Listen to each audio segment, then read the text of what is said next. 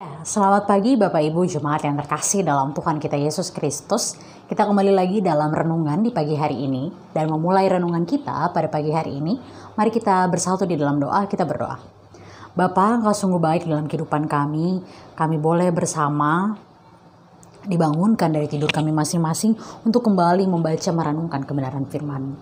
Pada saat ini kiranya Engkau boleh berkarya, Engkau boleh menuntun dan menyertai kehidupan kami untuk dapat mengerti, memahami, bahkan melakukan firman-Mu dalam setiap langkah kehidupan beriman kami.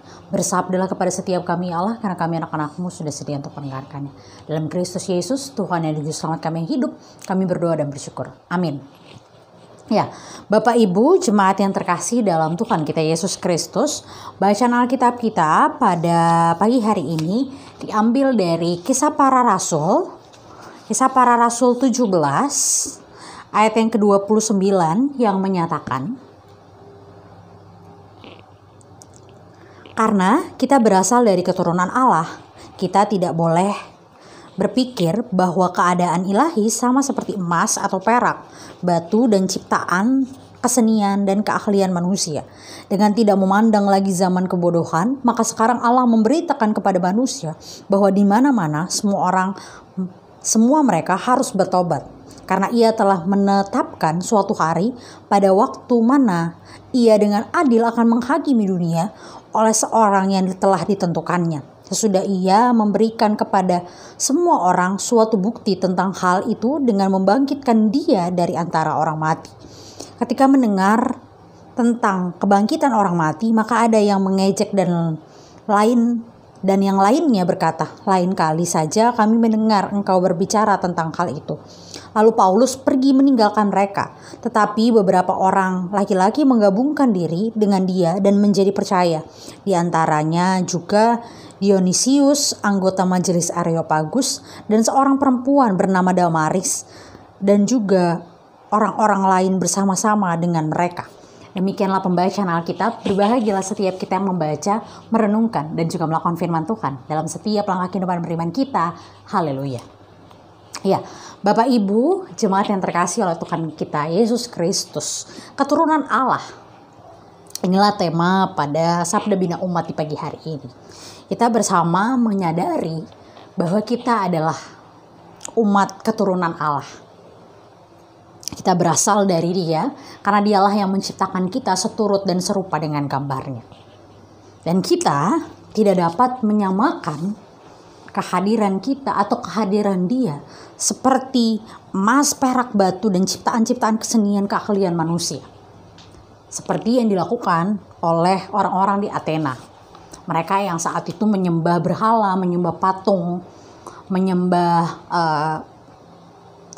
hasil-hasil karya manusia menjadi Tuhan untuk mereka sembah. Inilah yang kemudian dicoba dipatahkan oleh Paulus, bahwa Tuhan yang menciptakan mereka lebih dari sekedar emas, perak, bahkan benda-benda kesenian yang ada di sekitar mereka pada saat itu. Dan kita saat ini, kita juga mau belajar, kita juga memahami bahwa Tuhan dan kuasanya melampaui segala sesuatu yang kita miliki, segala sesuatu yang dapat kita lihat, karena kita benar-benar adalah keturunan Dia. Kita yang diciptakan seturut dan segambar dengan Dia. Oleh sebab itu, gambaran dan rupa Dia bahkan melampaui hal-hal yang bisa kita ciptakan, karena kita sendiri aja dari keturunan Dia. Kita diciptakan dari Dia. Dia yang rela mati bagi kita.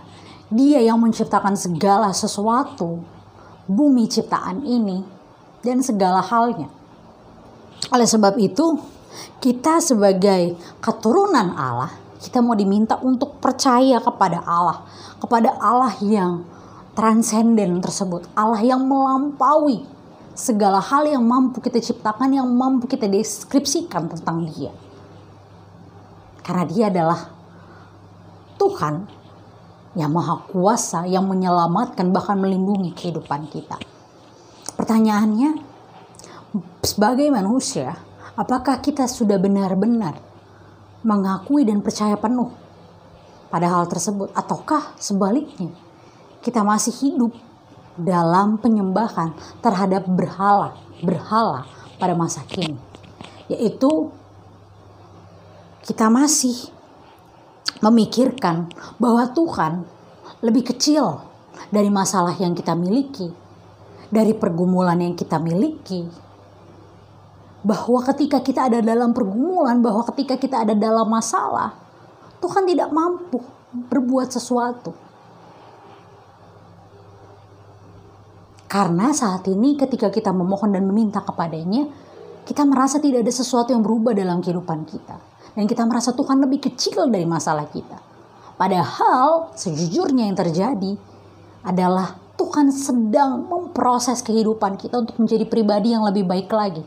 Bukan dalam artian dia meninggalkan kita, bukan dalam artian dia lebih kecil dari masalah kita. Tapi proses ini mau mengajarkan kita bahwa Tuhan lebih besar dari setiap masalah dan pergumulan yang kita hadapi.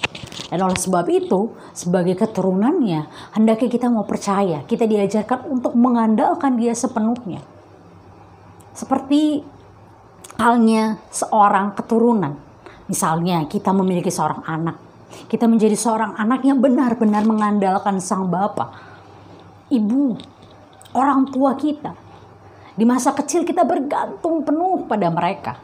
Kita menyerahkan kehidupan kita untuk dituntun dan disertai oleh mereka. Kita percaya bahwa mereka tidak akan membawa kita dalam lubang yang berlumpur, yang kotor, bahkan akan membunuh kita. Tapi kita percaya bahwa Dia akan menuntun kita untuk melalui, bahkan melewati jurang tersebut, lubang tersebut. Dan inilah yang diminta dari setiap kita sebagai keturunan Allah. Bahwa ketika kita telah diciptakan sebagai keturunannya, maka mari percaya penuh. Seperti seorang anak yang percaya kepada ayahnya, kepada ibunya. Percaya bahwa Ia jauh lebih besar dari setiap masalah dan pergumulan yang kita hadapi.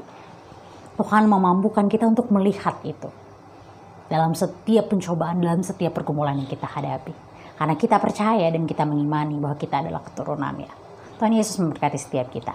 Amin. Mari kita bersatu dalam doa. Kita berdoa. Bapa, Engkau sungguh baik dalam kehidupan kami. Pada saat ini kami hendak melanjutkan aktivitas kami di hari ini. Kiranya Tuhan boleh menuntun menyertai setiap kami. Agar kiranya kami boleh senantiasa menjadi keturunan Allah yang senantiasa percaya dan mengandalkan Tuhan dalam setiap langkah kehidupan beriman kami. Terima kasih Tuhan, tuntun dan sertai kami sepanjang hari ini. Di dalam nama anak-Mu yang terkasih Tuhan kami Yesus Kristus, kami telah berdoa dan bersyukur. Amin.